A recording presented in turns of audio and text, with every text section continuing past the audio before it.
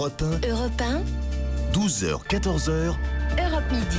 Et à 13h43 sur Europe 1, place aux découvertes d'Europe Midi avec toute la bande autour de Jean-Michel Apathy et Maxime Switek. Bon, on continue à parler foot alors, Maxime. Pas du tout. Les découvertes. Croatie, comment ça? Alors, Eva Rock est à bloc là. Mais Giroud est Elle parti. loupe un match. Et Giroud est parti, il avait un train à prendre pour Bordeaux. Ouais. Les découvertes d'Europe Midi, voici dans ce studio Eva Rock, donc Mathieu Charrier, Nicolas Caro, Olivier Pouls, bonjour à vous quatre. Bonjour. Quels sont vos coups de cœur du jour, Eva Rock? Spéciale fête de la musique, 3 programmes pour célébrer la musique. 3 Donc, programmes? Oui, avec une soirée événementielle, un téléfilm et un divertissement. Et J'arrive plus à siffler. Waouh. Mathieu Charrier. Le professeur de violon, qui est un joli petit film qui sort demain. Inspiré d'une histoire vraie. Nicolas Caro. Un western, mais Ah ouais. écrit par un Français. Ah ouais, Et c'est un original. superbe roman. C'est original. Et Olivier Pouls. Eh bien, nous allons nous intéresser aux céphalopodes. C'est Et les calamars, les poulpes, les sèches. Enfin, Ah. ça aussi, ça Allez, appelle c'est pas l'été bien, hein. Les fameux et la céphalopodes. plancha. Et la plancha qui arrive. Voilà le programme du jour. Europe Midi, Jean-Michel Apathy, Maxime Switek. Et pendant qu'Olivier Pouls fait chauffer la plancha, la fête de la musique, Eva Rock. Et oui, la fête de la musique, c'est au coin de sa rue, dans les bars, mais aussi à la télé, Hélas. surtout s'il pleut. Hélas pour la télé. ou- Non, pas pour la télé. Et France 2 C'est génial la diffuse- fête de la musique. Mais oui, ça dépend. Bon, d'accord. Ça Bref. dépend. Oui, Ça dépend. on va Ça ouvrir le dépend. débat Voilà. une autre Voilà, fois. chez vous, quoi. Voilà. Alors, France 2 diffuse à partir de 20h55 en direct depuis la place du Capitole de Toulouse un immense show qui est présenté par Garou et Amanda Scott. Amanda Scott, que vous allez retrouver à la rentrée tous les jours sur France 2 dans une nouvelle émission. Donc, autant dire que c'est un des nouveaux visages du service public. Et quand on lui demande d'ailleurs quelle chanson elle chante sous sa douche, réponse. Souvent, c'est du louride. Yeah, hey babe, take a walk on the wild side. I said, hey honey, take a walk on the wild side. Ça, j'adore. Ça me met de bonne humeur. C'est une fille que vous allez vraiment voir très souvent Elle est sur géniale. France 2 et c'est Avec une ses cheveux super dans fille. tous les sens. Exactement. Alors avec Garou, elle aura la charge de présenter 25 artistes qui sont attendus. Ça va durer Alors, 6 heures cette Ça va affaire. durer 6 heures. Et de Pascal Obispo à Vianney, Kenji évidemment, Christophe Mahé, C'est toujours les Jade, mêmes. Patricia Cass. C'est toujours les mêmes, je suis Vous avez d'accord. de bonne humeur, Olivier, Mais, hein, mais, aujourd'hui, hein. mais sauf qui nous arrive un, Olivier, Ah le ouais. régional de l'étape. Renaud. Écoutez. Jean-Pierre Madère. Jean-Pierre Madère.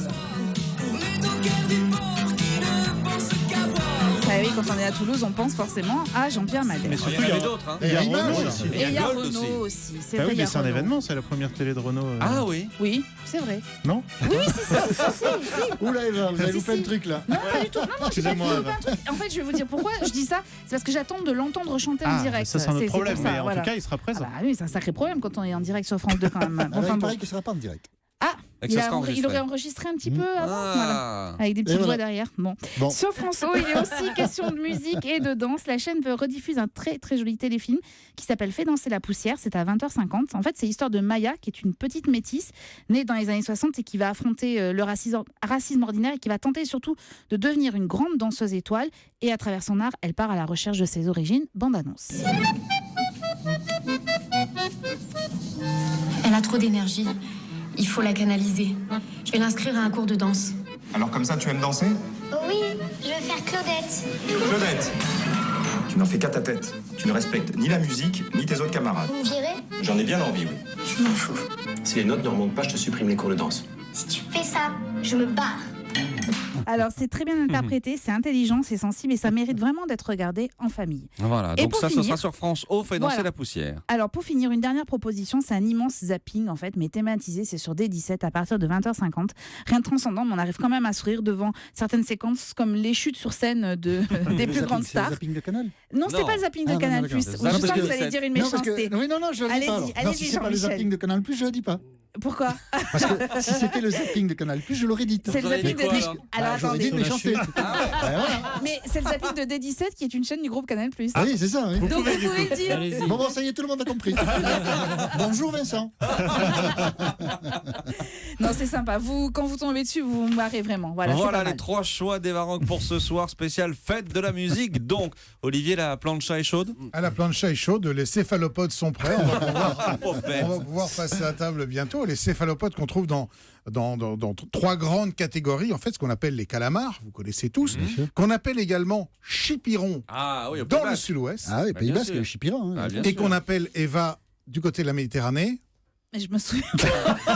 Les supions. Les supions, c'est ce qu'on en a parlé tout à l'heure. La honte, Eva Rock. C'est le même animal. Les supions chez moi aussi, c'est pour ça. Ah bon C'est le Mais même oui, je sais animal. pas, j'en dis ça aussi. Ouais. Alors, à côté, on a le poulpe, qui lui est plus volumineux et qui a une particularité, c'est que lui n'a que 8 bras, alors que les autres en ont 10.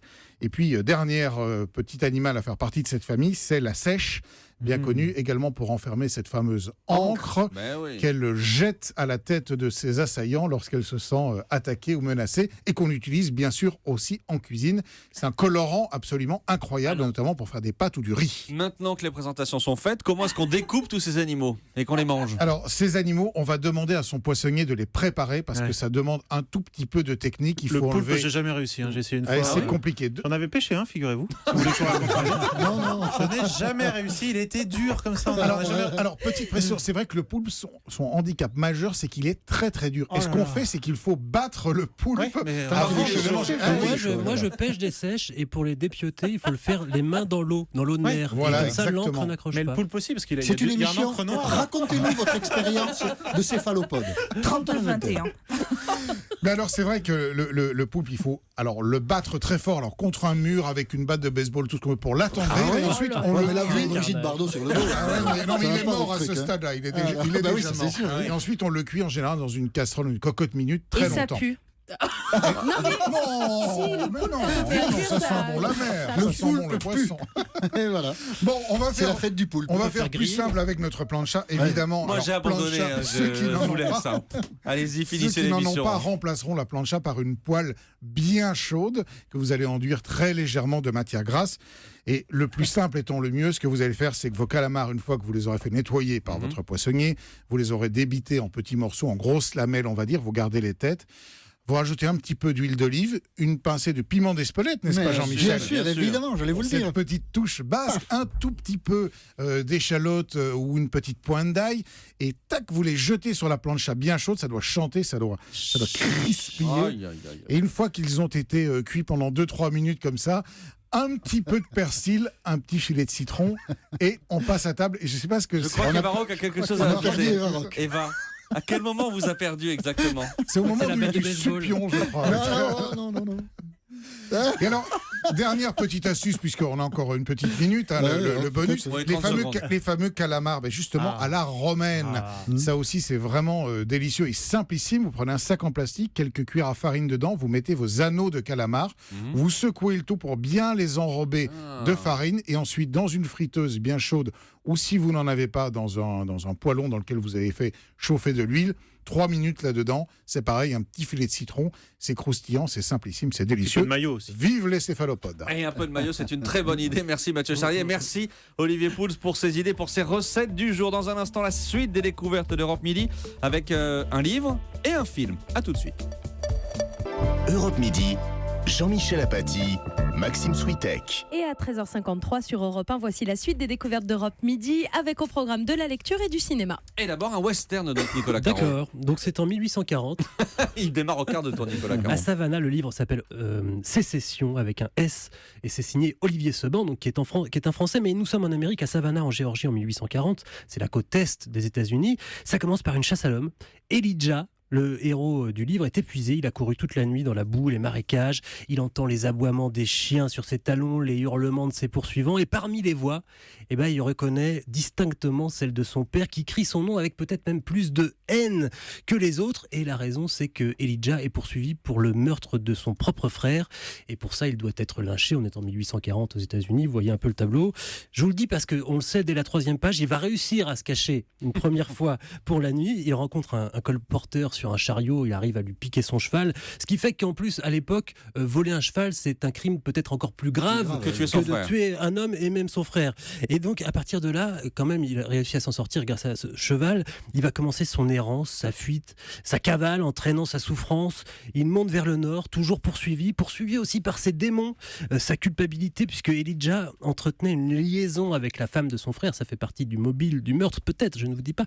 Et un fils est Vous né. l'avez dit là. Non, non.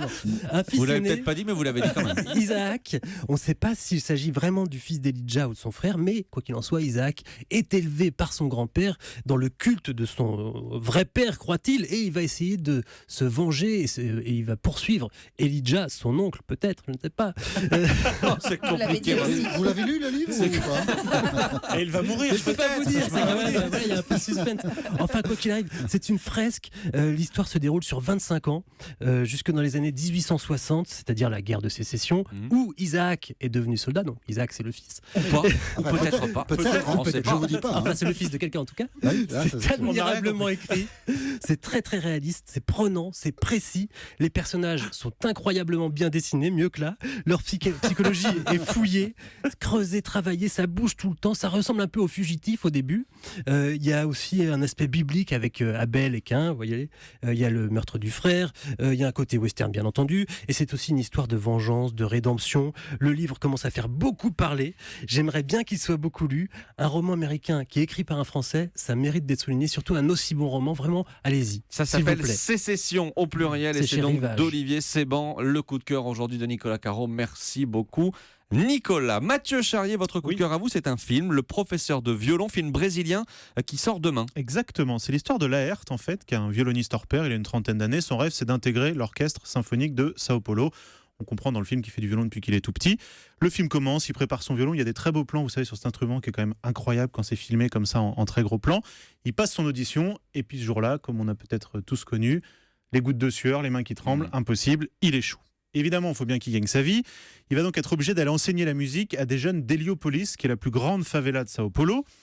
Le premier jour, il arrive. La salle de cours, c'est le terrain de basket du coin, parce qu'ils n'ont pas les moyens d'avoir une salle de cours. Et les jeunes, qui sont quand même censés faire des instruments à cordes depuis quelques années, lui font une petite démonstration de ce qu'ils savent jouer. 1, 2, 3, 4.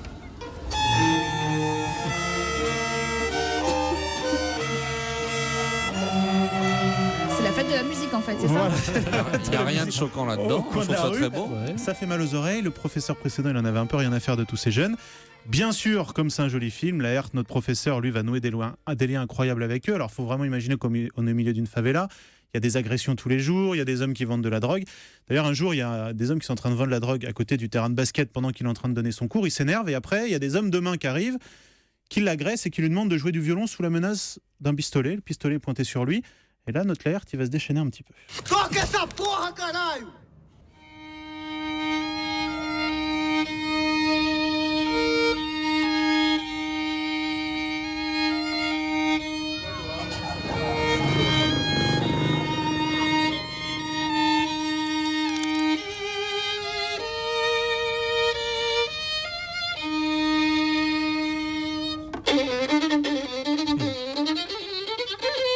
On n'a pas envie de couper, mais on est obligé parce qu'on va pas pouvoir regarder tout le film. Quand on dit que la musique adoucit les mœurs, parce que grâce à ça, il va s'en sortir. Donc voilà, tout au long de l'histoire, il doit préparer ses jeunes pour le concert de fin d'année. C'est un film très beau sur plusieurs plans. Déjà, c'est inspiré d'une histoire vraie, donc ça donne un sentiment encore plus fort. Ces jeunes, finalement, sans dire la fin comme Nicolas Caro, ils vont peut-être certains réussir à s'en sortir, d'autres pas, mais en tout cas, voilà, il va les aider. Et on comprend que quand on leur donne un destin, eh ben, ils sont capables aussi de s'en sortir. D'autant plus que cette fondation dans laquelle il va donner des cours, c'est une fondation qui existe au Brésil. Il y a certains jeunes qui jouent dans le film qui sont des amateurs et qui eux-mêmes sont sortis de cette fondation. Donc voilà, vous allez vivre toute cette histoire à travers Laerte. Il y a la bande-son du film qui est aussi juste incroyable, parce que là, je vous ai passé des extraits de violon, puisque c'est le professeur de violon. Mais on découvre un petit peu l'histoire de la musique brésilienne. Il y a notamment du rap, puisqu'on est dans une favela, du rap brésilien, où vous découvrez des artistes. Je les ai notés, Mano Brown, Sabotage, que moi je connaissais pas, et après vous avez envie d'aller écouter et découvrir ce qu'ils font. Donc c'est vraiment la rencontre entre plusieurs cultures, dans un univers qu'on connaît peu dans les favelas. Et c'est un très beau film humaniste que je vous conseille, qui sort demain, Le professeur de violon. Le professeur de violon, le coup de cœur donc de Mathieu Charrier. Merci Mathieu, merci à toute la bande des découvertes. C'était très éclectique aujourd'hui encore une fois. Merci Jean-Michel, on se retrouve demain.